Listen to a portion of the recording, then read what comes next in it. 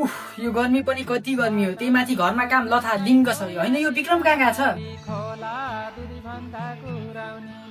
बाबु छोरो विक्रम, विक्रम, ए विक्रम। हजुर किन हो र? उहाँ गएर भैँसीको मोलफाल भैँसीले यति थाप्राको आएछ।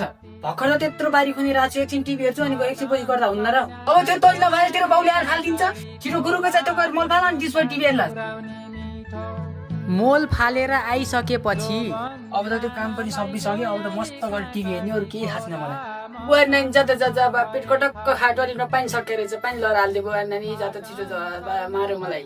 जाने गर्नु म पानी लगाएर पठाइदिन्छु। विक्रम, ए विक्रम यहाँ आइज त छिटो एकैछिन। फेरि बोलाइ के गर्नु कस्तो। अब चाहिँ किन के भयो? उहाँ तेरो आमालाई पेट कटक्क खाएर टोइलेटमा पानी लगाएर राख्दे। जहिले मैले मात्रै तपाईँले के काम गर्नु भएको छ? तपाईँले गरिदिँदा पनि त हुन्छ। म खाली बसेको छु नि, मैले काम गरिरहेको छु। लास्ट काममा म मोरी गइपिन गर्नेवाला छैन। अब तपाईँको आमाको समस्या आयो नि, तपाईँलाई आयो नि, म के गर्नेवाला छु? सिधै कुरा अब पानी लगेर टोइलेटमा राखिदिइसकेपछि विक्रम, ए विक्रम यहाँ चाहिँ छिट्टो यहाँ दौडी आइन्छ। फेरि बोला अब त्यत्रो पनि जान्छ। यसले मैले भने नमाने नि।